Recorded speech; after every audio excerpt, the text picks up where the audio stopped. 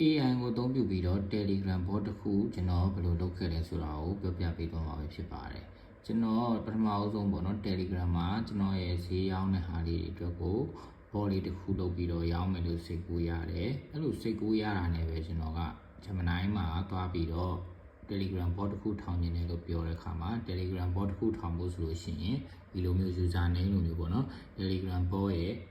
နာမည်လိုတယ်အဲ့အတွက်ကိုသူကbot father လို့ခေါ်တဲ့เนาะ Telegram bot တွေကိုဒီလိုပေါ့ name တွေထုတ်ပေးတဲ့เนาะ URL ထုတ်ပေးတဲ့ရှိမှသွားပြီးတော့ကိုယ့်ရဲ့နာမည်ကိုရေးခိုင်းတယ်အဲ့ဒီရလာတဲ့ API ကြီးကိုယူပြီးတော့ကျွန်တော်တို့ကဒီ bot run နဲ့ရှိမှထည့်လိုက်လို့ရှိရင်ကိုယ်ပိုင်ဒီလိုနာမည်နဲ့ bot ရတယ်ပေါ့အဲ့တော့ဒီ bot ရပြီဆိုလို့ရှိရင်တော့မှပဲဒီထဲမှာ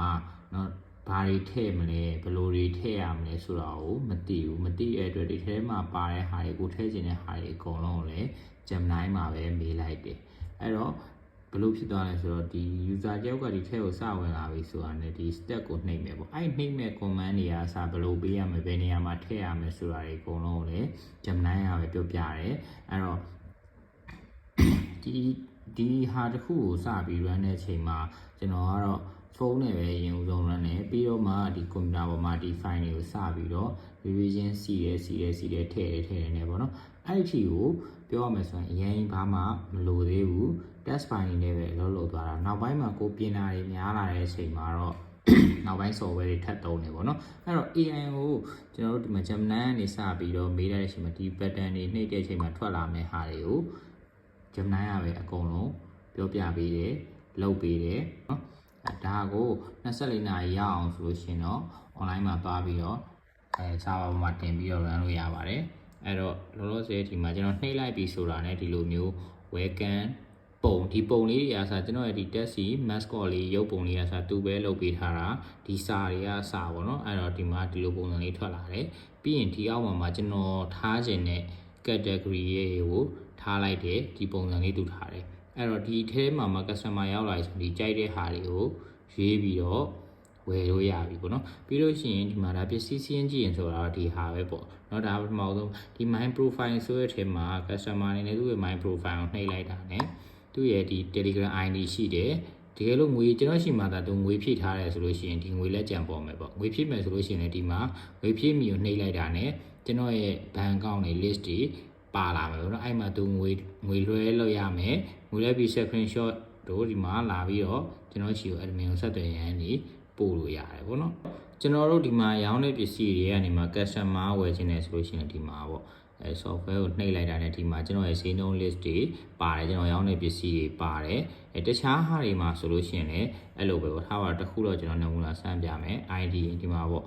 Windows 10 Pro ပေါ့ဒါဝယ်မယ်ဆိုလို့ရှိရင်ဒါနှိပ်လိုက်တယ်ပေါ့နော်နှိပ်လိုက်တာနဲ့ဒီ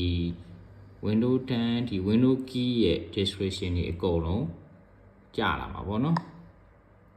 ဒီလိုအဆင့်တွေရောက်လာတဲ့အချိန်မှာတော့ဒီ Gemini တိတန့်ကြီးပဲပြီးသွားတာတော့မဟုတ်ဘူးဘာလို့ဆိုတော့လောက်ရတဲ့အဆင့်တွေများလာတဲ့အတွက် Gemini ကပေးတဲ့ဟာတွေကို Gemini ကဒီ coding ရင်းသွားတဲ့ဟာမဟုတ်တော့ဖြည်းဖြည်းနဲ့နည်းနည်းချင်းစီပဲလုံရင်းနဲ့ကြာလာတော့များလာတဲ့အချိန်မှာတော့ file တွေကလည်းများလာတယ်လုံဆောင်ချက်တွေကလည်းများလာတယ်ထဲတဲ့ဟာတွေကလည်းများလာတဲ့အတွက် Gemini ကရှေ့ရပြင်နောက်ကမှာပေါ့လိုမျိုးဖြစ်လာတဲ့အတွက်ကျွန်တော်နောက်ထပ် software တစ်ခုကူညီထည့်ယူရတယ်သူကလည်း free ရတာပါပဲဒီမှာ TRA ဆိုတဲ့ကောင်လေးဒီကောင်လေးကိုကျွန်တော်ထည့်လိုက်တဲ့အချိန်မှာဒီကောင်လေးကကျတော့ဒီကျွန်တော်တို့လောက်ထားတဲ့ project တစ်ခုလုံးကိုအကုန်လုံးကိုပြင်ပေးနိုင်တယ်ပြီးလို့ရှိရင်ဒီလိုမြန်မာစာနဲ့ပြောလိုက်တာပေါ့နော်ကျွန်တော်ရှိကိုပို့တယ် note လန်းလေးတွေလုပ်ချင်တယ်လို့ပြောလိုက်တာ ਨੇ သူကကျွန်တော်ထဲမှာရှိတဲ့ file တွေအကုန်လုံးသူကသူ auto စစ်သွားပြီးတော့သူဘာကြီးလုပ်ပေးသွားလဲဆိုတော့သူပြင်ညာရှိရာကြီးပြင်ပေးတော့ရတယ်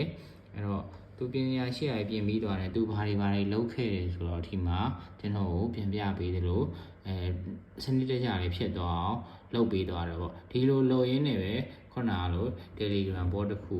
ကိုရခဲ့တာပဲဖြစ်ပါတယ်အဲ့တော့ Telegram bot တစ်ခုလုပ်ချင်တယ်ဆိုလို့ရှိရင် Gemini မှာလိုချင်တဲ့ idea နဲ့ထည့်ရမယ့်ဟာတွေတီးဆောက်ရမယ့် file လေးတွေအစာလေးတွေမေးနောက်ပိုင်းများလာတယ်ဆိုလို့ရှိရင်ဒီ software လေးကိုသုံးပြီးတော့ပြင်လို့ရပါတယ်အဲ့တော့မိတ်ဆွေတို့လည်းစမ်းကြည့်မယ်ဆိုရင်စမ်းကြည့်လို့ရအောင်တင်ပေးလိုက်တာဖြစ်ပါတယ်အားလုံးပဲစီမံကြပါစေ